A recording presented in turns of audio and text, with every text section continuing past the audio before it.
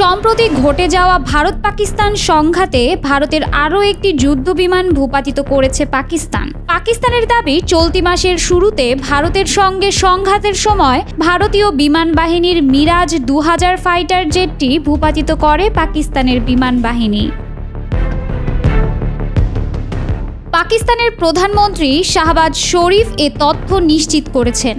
তিনি জানান, মে মাসের 6 থেকে 7 তারিখের কোনো এক সময় কাশ্মীরের শ্রীনগরে পূর্বাঞ্চলীয় পামপুর এলাকায় ভারতীয় বিমান বাহিনীর এই জেটটি ধ্বংস করে পাকিস্তান। গত বৃহস্পতিবার কামরায় পাকিস্তান বিমান বাহিনীর একটি অপারেশনাল ঘাঁটি পরিদর্শনে গিয়ে শাহবাজ শরীফ এই দাবি করেন। এ নিয়ে পাকিস্তান মোট 6টি ভারতীয় যুদ্ধবিমান ভূপাতিত করার দাবি করল।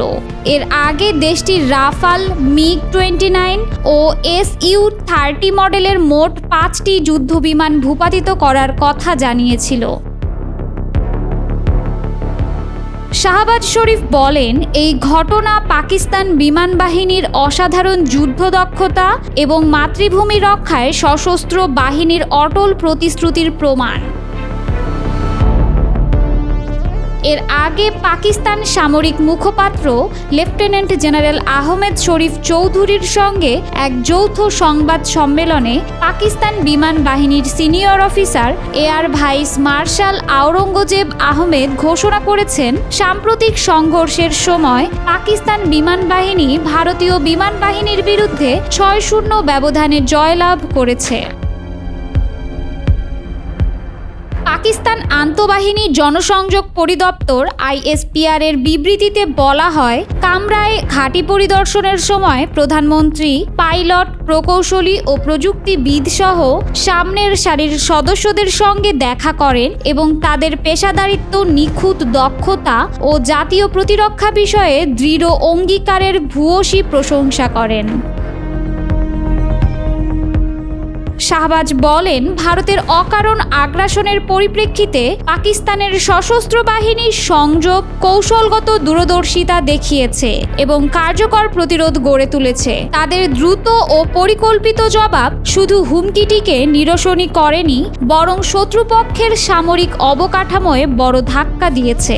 এটি প্রমাণ করেছে দেশের সার্বভৌমত্ব ও ভৌগোলিক অখণ্ডতা রক্ষায় পাকিস্তানের প্রতিশ্রুতি অটুট। বিবৃতিতে আরও বলা হয়, সেনাপ্রধানের দক্ষ নেতৃত্বের প্রশংসা করে প্রধানমন্ত্রী বলেন, সশস্ত্র বাহিনীর সতর্কতা ও সাহসিকতায় পুরো জাতি গর্বিত।